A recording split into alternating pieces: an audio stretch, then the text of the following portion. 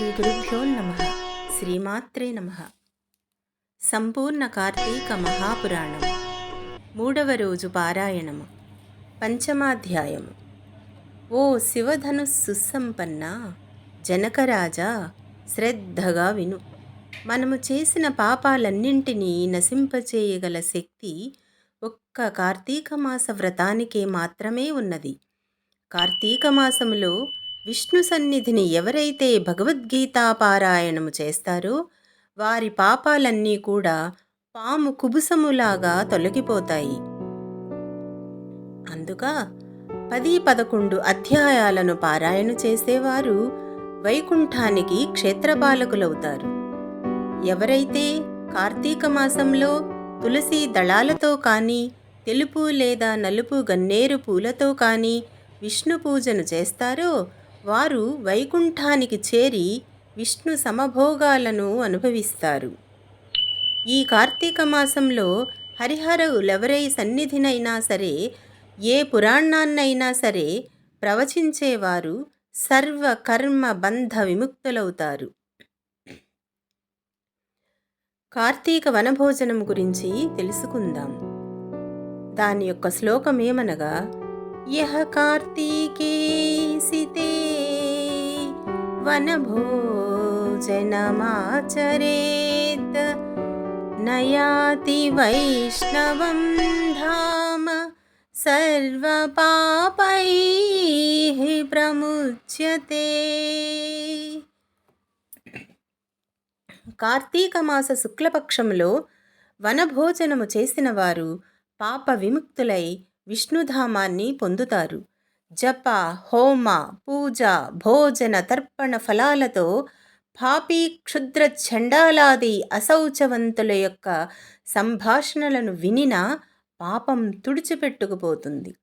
కాబట్టి మహారాజా, కార్తీక మాస శుక్లపక్షంలో అన్ని రకాల వృక్షాలతో బాటుగా ఉసిరి చెట్టు కూడా ఉన్న తోటలోనే వనభోజనము ఏర్పాటు చేసుకోవాలి. ఉసిరి చెట్టు కింద సాలగ్రామమును ఉంచి గంధ పుష్పాక్షాదులతో పూజించి యథాశక్తి బ్రాహ్మణులను ఆహ్వానించి గౌరవించి వారితో కలిసి భోజనము చేయాలి. ఇలా కార్తీక మాసములో వనభోజనాన్ని ఎవరైతే నిర్వహిస్తారో వారు ఆయా కాలాలలో చేసిన సర్వ పాపాల నుంచి తెములుకొని విష్ణులోకాన్ని పొందుతారు.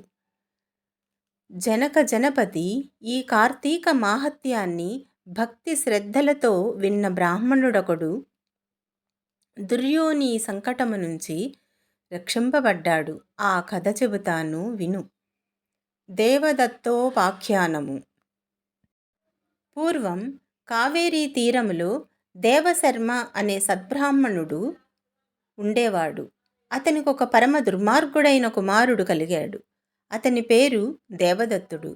అతగాడి దుష్ట ప్రవర్తనలకు గుర్తించిన తండ్రి అతగాడిని పాప విముక్తిని చేయాలని సంకల్పించి, నాయనా, రోజు కార్తీక ప్రాతః స్నానాన్ని ఆచరించు, సాయంకాల సమయమున హరిసన్నిధిలో దీపారాధనం చేస్తూ ఉండు. ఈ విధంగా కార్తీక వ్రతాన్ని ఆచరించి ధన్యుడివి కా అని ఆ తండ్రి చెప్పాను. కానీ దుర్వర్తనుడైన ఆ బ్రాహ్మణ పుత్రుడు తానటువంటి కట్టుకథలని నమ్మనని, కార్తీక వ్రతాన్ని ఆచరించనని తండ్రికి ఎదురుతిరిగాడు. అందుకు కినికిన దేవశర్మ తన కుమారుడిని అడవిలోన చెట్టు తొర్రలో ఎలుకవై పడి ఉండు అని శపించాడు. శాపానికి భయపడిన ఆ విప్రకుమారుడు తండ్రి పాదాలపై పడి తనకు తరుణోపాయం చెప్పమని కోరగా ఆ తండ్రి, నాయనా, నీవు ఎప్పుడైతే కార్తీక మాహత్యాన్ని సంపూర్ణముగా వింటావో అప్పుడే నీ ఎలుక రూపము పోతుందని శాప విముక్తి అనుగ్రహించాడు. దేవదత్తునికి శాప విముక్తి. పితృశాప కారణంగా అప్పటికప్పుడే మూషిక రూపాన్ని ధరించిన బ్రాహ్మణ యువకుడు గజారణ్యంలో ఫలవంతమైనదే, అనేక జంతువులకు ఆధారభూతమైనది అయిన ఒకానొక మహావృక్ష కోటరములో ఉండసాగాడు.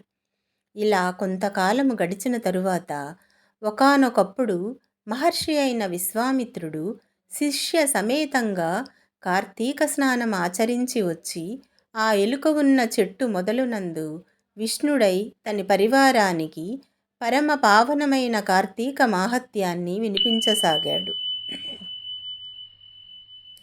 ఆ సమయములో దయాహీనుడు పాపాల పుట్ట అడవి జీవాలను హింసించి పొట్టపోసుకునేవాడు అయిన ఒక కిరాతకుడు ఆ ప్రాంతాలకు వచ్చాడు. పుణ్యపురుషుల దర్శనము వల్ల ఉపకారమే గాని అపకారం ఏనాడూ జరగదు.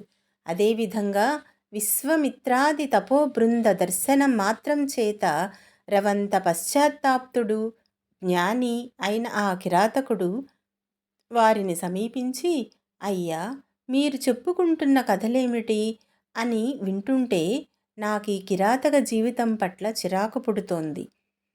దయచేసి ఆ రహస్యమేమిటో చెప్పండి అనగానే అతనిలో వివేకం విచ్చుకుంటున్న వైనమును గమనించిన విశ్వామిత్రుడు, నాయనా, మేము కార్తీక వ్రతాన్ని ఆచరిస్తున్నాము.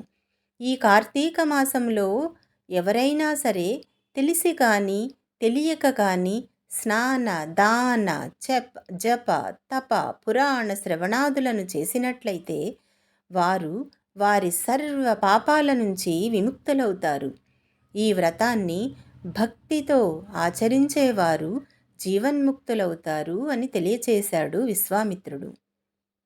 ఈ విధముగా కిరాతకునికి చెబుతున్న కార్తీక మాహత్యాన్ని వినడమే తడవుగా త్వరలో ఉన్న ఎలుక తన శాపగ్రస్త రూపాన్ని వదిలివేసి పూర్వ యువ బ్రాహ్మణ రూపాన్ని పొంది విశ్వామిత్రాదులకు ప్రణమిల్లి తన పూర్వపు గాథను వినిపించి ఆ ఋషుల నుండి సెలవు తీసుకొని తన ఆశ్రమానికి తరలిపోయాడు.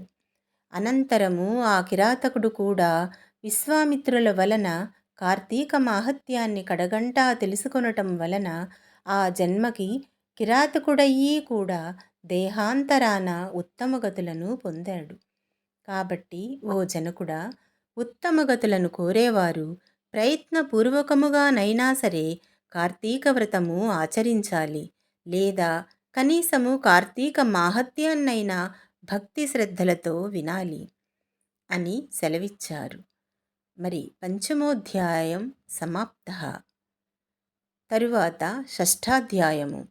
శ్రీ వశిష్ఠుడు చెబుతున్నాడు, రాజర్షి జనక, ఈ కార్తీక మాసము 30 రోజులు కూడా ఎవరైతే శ్రీ మహావిష్ణువును కస్తూరి గంధాదులతోనూ పంచామృతములతోనూ అభిషేకిస్తారో వారికి 10,000 అశ్వమేధాలు చేసిన ఫలితము లభిస్తుంది.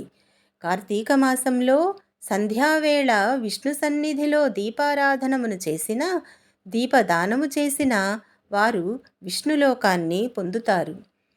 ప్రత్తిని శుభ్రపరచి దానితో వత్తిని చేసి బియ్యపిండి లేదా గోధుమ పిండితో ప్రమిదను చేసి ఆవు నీతిని పోసి ఆ ప్రత్తిపత్తిని తడిపి వెలిగించి ఒకానొక సద్బ్రాహ్మణునికి ఆహ్వానించి చివరి రోజున వెండి ప్రమిదను భమిడి ఒత్తిని చేయించి వాటికి బియ్యపు పిండి మధ్యన ఉంచి పూజా నివేదనాదులను పూర్తి చేసి బ్రాహ్మణులకు భోజనము పెట్టి అనంతరము తాము స్వయంగా ఇలా దీపదాన మంత్రము చెప్పబడుతుంది.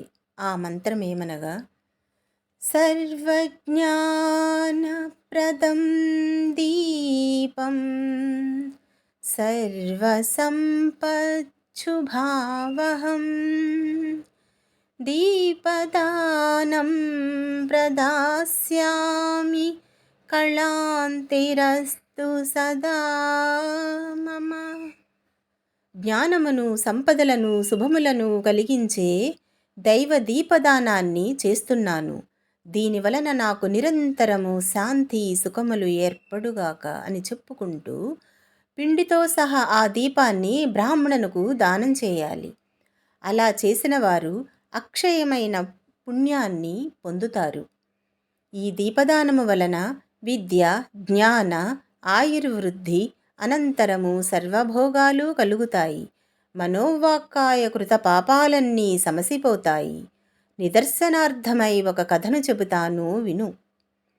ఆ కథ పేరు లుబ్ధ వితంతువు మోక్షముందుట. పూర్వం ద్రావిడ దేశంలో ఒక అనాథ వితంతు ఉండేది. ఆమె రోజు భిక్షాటనమును చేసి వచ్చిన దానిలో మంచి అన్నమును కూరలని విక్రయించి తాను దూషితాన్నముతో తృప్తిపడుతూ డబ్బును వెనకేయసాగింది. ఇతరుల ఇండ్లలో వంట పనులు, కుట్టు పనులు మొదలైనవి చేస్తూ ప్రతిఫలముగా వారి వద్ద కొంత ద్రవ్యాన్ని తీసుకుంటూ ఉండేది. అదీకాక ద్రవ్య భిక్షాటన కూడా చేసేది. ఇలా నిత్య ధనార్జనాలగ్న మానసయైన ఆ వితంతు డబ్బు సంపాదించడమే తప్ప ఏనాడు హరినామస్మరణ చేయటం కానీ, హరికథనో పురాణాన్నో వినటం కానీ, పుణ్యతీర్థ సేవనమును కానీ, ఏకాదశి ఉపవాసమును కానీ చేసి ఎరుగదు. ఇటువంటి లుబ్ధరాలింటికి దైవవశాన శ్రీరంగ యాత్రీకుడైన ఒక బ్రాహ్మణుడు వచ్చి ఆమె స్థితిని చూసి ఆమెకు నరకము తప్పదని గుర్తించి జాలిపడి ఆమెను మంచిదారిలో పెట్టదలచి, ఓ అమాయకురాలా, నేను చెప్పేది శ్రద్ధగా విని ఆలోచించుకో. ఈ తోలు శరీరమును వట్టి అశాశ్వతమని తెలుసుకో. నేల, నీరు, నిప్పు, నింగి, గాలి అనే పంచభూతాత్మకమైనదే ఈ శరీరము. ఈ దేహము నశించగానే ఆ పంచభూతములు కూడా ఇంటి కొప్పు మీద కురిసి నలుదిక్కులకు చెదిరిపోయే వాన నీళ్లలా చెదిరిపోతాయి. నీటి మీద నురుగులాంటి నీ తనువు నిత్యము కాదు, ఇది శాశ్వతమని నమ్ముకున్నట్లయితే ఆశల అగ్నిలో పడే మిడతవలే మసి కావటమే తప్ప మేలనేది లేదు. మోహాన్ని, భ్రమలను వదిలిపెట్టు. దైవమొక్కటే శాశ్వతుడని, సర్వభూతదయకారుడని గుర్తించు. నిరతము హరిచరణాలే స్మరించు. కామమంటే కోరిక, కోపమంటే దురాగ్రహం, భయమంటే ఆత్మానాత్మీయ భంగత, లోభమంటే ధనవ్యయ చింత, మోహమంటే మమతాహంకారాలు. ఇటువంటి ఈ ఆరింటిని వదిలిపెట్టు. నా మాట విని ఇక నుంచైనా కార్తీక మాసంలో ప్రాతఃస్నానాన్ని ఆచరించు. విష్ణుప్రీతికై భగవద్దర్పణంగా దీపదానము చేయి. తద్వారా అనేక పాపాల నుంచి రక్షించబడతావు అని హితవు చెప్పి తన దారిన తాను వెళ్ళిపోయాడు. అతగాడి వచో మహిమ వలన ఆమెకు జ్ఞానోదయమైనది. తాను చేసిన పాపాలకై చింతించినది. తాను కూడా కార్తీక వ్రతాన్ని చేయాలని సంకల్పించినది. అందుచేత ఆ సంవత్సరములో వచ్చిన కార్తీక మాసాననే వ్రతాచరణను ప్రారంభించినది. సూర్యోదయ వేళకల్లా చన్నీళ్ల స్నానమును చేసి హరిపూజ, దీపదానము, పిదప పురాణ శ్రవణము ఈ విధముగా కార్తీక మాసము 1 రోజులు ఆచరించి చివరి రోజున చక్కగా బ్రాహ్మణ సమారాధన కూడా చేసినది. తక్షణమే ఆమె బంధాలు నశించిపోయినదై విగతాసువై విమానారూఢురాలై శాశ్వత సర్వభోగ సౌఖ్యాలను పొందినది. కాబట్టి రాజా, కార్తీక మాసంలో అన్నిటికంటే ప్రధానమైనది దీపదానము. తెలుసుకొని తెలియక కానీ ఎవరైతే దీపదానము చేస్తున్నారో వారు తమ పాపాలను నశింపచేసుకున్నవారే అవుతున్నారు. దీనిని వినినా చదివినా జన్మ సంసార బంధ విముక్తులై విష్ణుభక్తి పరాయణులవుతారు. ఏవం శ్రీ స్కాంద పురాణంతర్ఘిత కార్తీక మహాత్యే షష్ఠోధ్యాయ సమాప్త. 3వ రోజు పారాయణము సమాప్తము. ఓం నమః శివాయ. మరలా 4వ రోజు పారాయణములో కలుసుకుందాము. ఓం నమః శివాయ. హర హర మహాదేవ శంభో శంకర. నమః శివాయ, నమః శివాయ. హర హర దేవా నమః శివాయ. ఓం నమః శివాయ, నమః శివాయ. హర హర దేవా నమః శివాయ. ఓం నమః శివాయ, ఓం నమః శివాయ, ఓం నమః శివాయ.